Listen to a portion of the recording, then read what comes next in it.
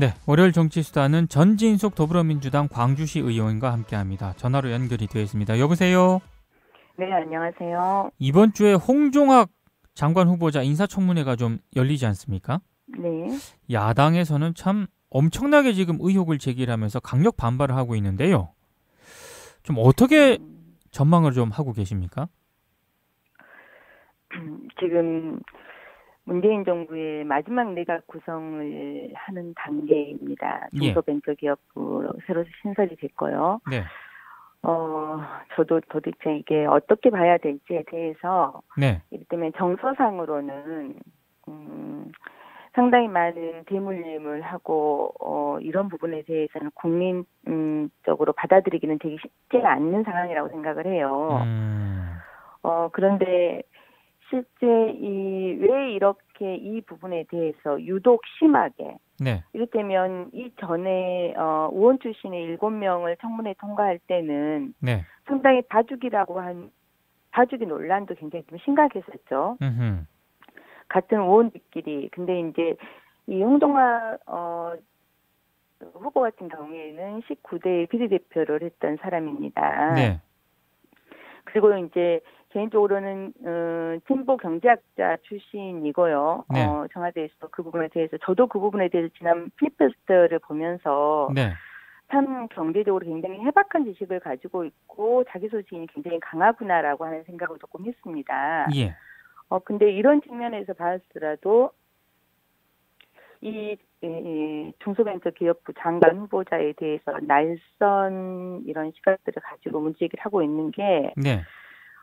또 한편에서는 얘가 진보 경제학자로서의 뭔가의 문재인 정부의 코드에 맞게 경제 대개혁을 이뤄내는데 한몫을 할 거라고 하는 저희들의 기대인 거고요. 네. 기대와 더불어서 또 한편에 그것의 칼날이 누구에게 갈 거라고 할 거라는 것을 국회의원들 너무 잘 알고 있죠. 그런 측면에 하나가 있다고 생각을 하고요. 예.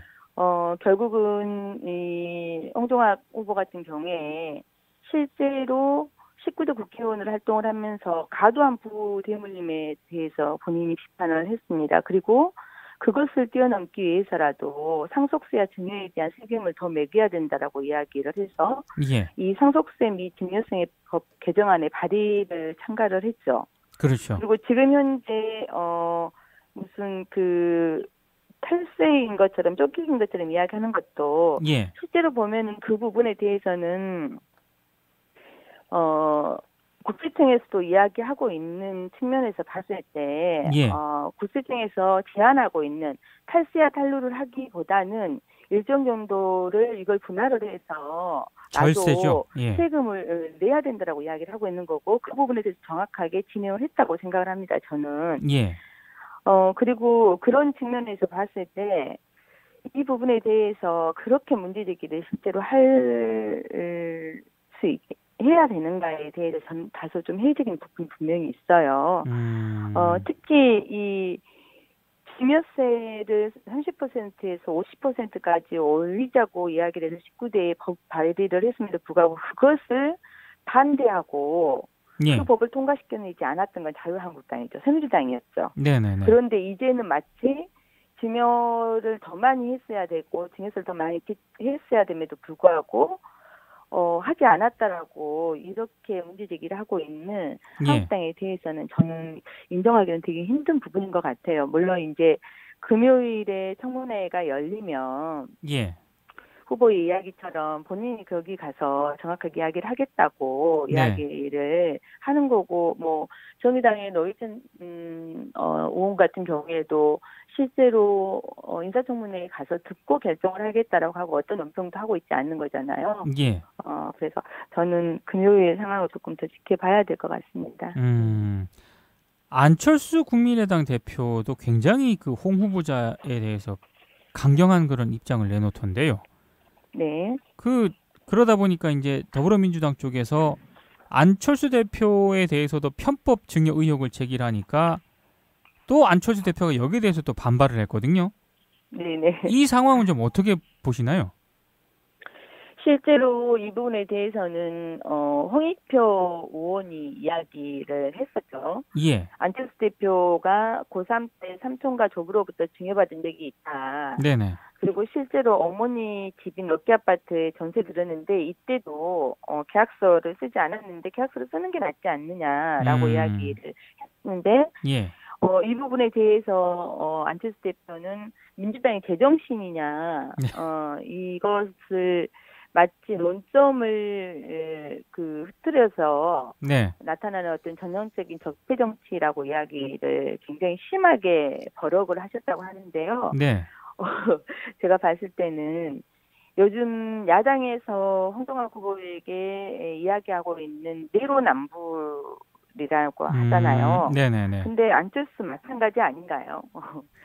오히려 본인의 부분에 대해서는 어떤 식으로든지 방어를 하고 하려고 하면서 다른 사람에 대해서는 어쩌면 자기하고 비슷한 상황인 거죠. 그럼에도 불구하고 그렇게 했다고 하는 것은 대단히 이거는 얼척이 없다는 생각이 한편으로 좀 들고요. 네. 또 실제 안 대표에게 일부 여론에서 이야기를 하고 있는 것 중에 실은 딸에게 증여할 재산은 없는지, 앞으로 증여 상속을 하지 않을 것인지, 증여 상속세 인상 및 부자 증세에 대해서 찬성을 하고 있는지 하는 홍익표 의원의 질문에 대해서는 이 이야기를 답변을 하고 있지 않아요. 그렇죠.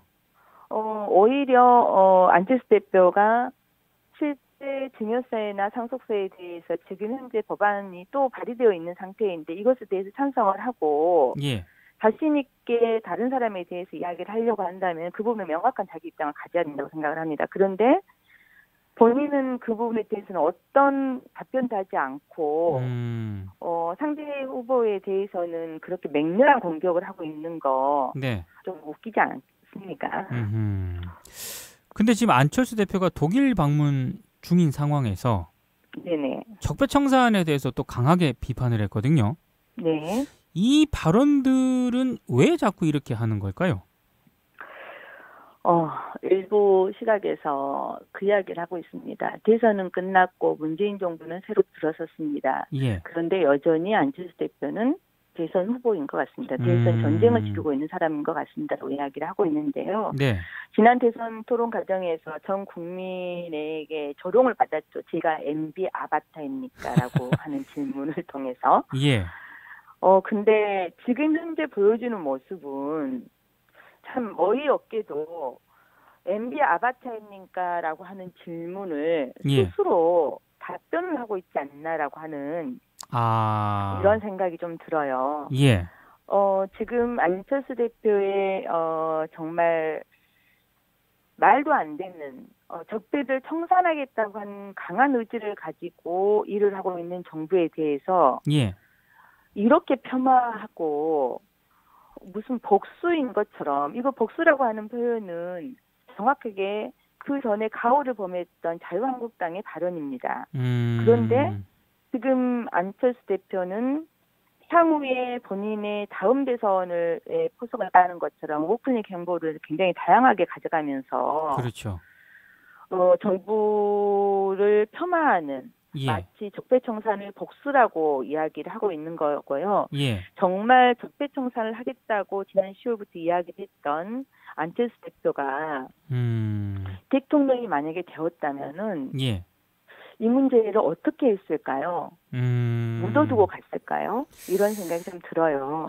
그리고 또 하나는 김동철 원내대표도 그렇고 박지원 대표도 이야기를 하고 있는 것처럼 당의 공식 입장과 지난 3일에 안철수 대표가 했던 발언은 천지 차이인 것 같습니다. 지난 1월에도 김동철 대표 같은 경우에는 적폐의 총본산인 이명박 전 대통령의 수사를 더 이상 늦출 수 없다. 이 대통령을 법정에 세울 것을 촉각을 했습니다. 그리고 박지원 대표도 이 안철수 대표의 발언을 보면서 촛불혁명의 진정한 의미는 새로운 대한민국 건설과 국가 대개혁이다. 이를 위해서는 적폐청산 시대정신이다. 그런데 적폐청산과 정치 보복도 구분 못하는 한국당은 박근혜 철당을 눈 감고 아우려 한다면서 국민과 함께 가야지 정체성이 다른 세력과 함께 가서는 안 된다고 이야기를 했어요. 예. 이거는 애둘러서 한국당을 이야기를 했지만 네. 도굴에서 이렇게 막말을 해대는 안철수 대표에게 날린 직격탄이었다고 생각을 해요. 안철수 대표 이제 본인이 서 있어야 자리로 정확하게 어디인지를 조금 알았으면 좋겠다라는 생각이 좀 들고요. 예. 대선 끝났습니다. 예. 지금 그러면 어차피 지금 바른정당 이 탈당 이런 움직임도 있는 것 같고요. 네네. 그래서 지금 연관돼서 홍준표 대표의 이 행보 이런 것도 굉장히 지금 주목을 받고 있는데 네. 지금 친박계 의원들하고 홍준표 대표가 거의 지금 전면전 양상을 벌이고 있고 내홍이 계속되고 있는데 네. 요거는 좀 어떻게 전망을 하시나요? 저희가 홍준표 대표의 막말 시리즈는 여러 가지가 있죠. 그렇죠. 예. 최근에 최경환 서청원 의원에게 무슨 바퀴벌레이라고 하는 이런 심각한 표현을 할 정도로 각을 세우고 있는데요. 예. 실제 이 바른정당과의 통합을 통해서 일부 의원들을 복당을 시켜내고 예. 또 자유한국당이 새로운 신보수 정당으로서의 이미지를 가져가기 위해서는 아마 홍준표 대표의 입장에서는 박근혜 전 대통령을 제명을 할 수밖에 없는 이기 때문에 향후 이루어질 수 있는 정계 개편과 예. 미국에서 어떤 주도권 그리고 내년 2018년 지방선거에서 새로운 모습으로 전환시켜내지 않으면 당의 존폐의 문제가 심각하게 대두될 거라고 하는 이 위기 속에서 진행될 거라고 생각을 하는 거고요. 네. 그건 우리 모두 아마 국민들이라면 최소한 정치를 돌아가는 현황을 좀 보고 있는 사람들이라면 모두 다 그렇게 아마 생각을 할 거라고 생각을 합니다. 근데 이 박근혜 대통령을 최측근이면서 박근혜 대통령이 모든 정책과 어떤 방향을 만들어냈던 것도 자유한국당이었고 그 자유한국당의 이미지와 당의 정체성을 가지고 홍준표 의원도 그렇죠. 도지사를 했던 사람이에요. 예. 그러면 자유한국당에 있는 모든 의원들은 박근혜와 뗄래야 뗄 수 없는 관계였고 박근혜가 제대로 정치를 하지 못하게 할 수 있도록 안내하고 견인했음에도 불구하고 그런 역할을 하지 못했던 사람인 거예요. 예. 그런데 지금 마치 너는 너고 너희가 잘못한 것이 우리가 잘못한 것이 아니라고 손긋기를 하고 있는 것은 결코 바람직한 행동은 아니고요. 네. 오히려 친보수 정당으로서 다시 태어나기 위해서는 정말 뼈를 깎는 자기 반성과 자기 혁신이 있지 않는 한 네. 국민들은 믿지 않을 거라고 생각을 합니다. 항상 입으로만 하는 이야기 그리고 다시 되돌아서면 행동은 여전히 적대의 머물 쌓여있는 그들의 모습을 보면서 예. 글쎄요 국민들이 홍준표 대표나 그리고 자유한국당에 대해서 높은 점수는 결코 주지 않을 거라고 생각을 합니다. 마지막으로요. 네. 지금 내년 지방선거를 앞두고 정계 개편은 이제 불가피하지 않나 이런 얘기들을 많이 하시는데 네네. 그 시나리오 가운데 하나가 더불어민주당하고 국민의당 호남 의원들과의 연대 가능성이 있지 않냐 이런 관측도 있거든요. 호남에서는 좀 어떻게 보고 계신가요? 그거는 이제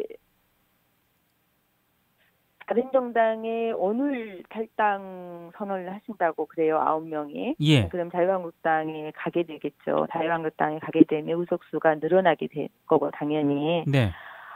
그러고 또 그 가운데서 최근에 안철수 대표의 우클릭 행보를 봤을 때 바른정당과의 통합의 문제가 일단 수면에 가라앉았다 하더라도 수면에 가라앉아서 네. 그대로 가라앉는 게 아닌 거잖아요. 네네. 계속적으로 추진하겠다고 하는 강력한 의지가 안철수 대표의 우클릭 행보를 지금 가속화시켜내고 있는 거고요. 결국은 12일 바른정당의 전당대 이후에 예. 두 당의 통합 문제는 다시 나올 거라고 생각을 합니다. 네. 왜냐하면 교섭단체로서 자기 이상이 없어져 있는 바른정당으로서는 본인의 살 길을 찾아야 되는 거고, 그러면 그 가운데서 일부는 다시 자유한국당으로 되돌아갈 수 있는 확률이 있는 거고요. 네. 나머지는 바른정당이 흡수가 되든 통합이 되든 어떤 방식으로 이야기가 좀 될 건데, 예. 그 가운데에 호남 출신의 의원들은 다시 탈당의 문제, 민주당과의 연대의 문제를 다시 심각하게 제기할 수밖에 없는 상황이라고 생각을 하고요. 예.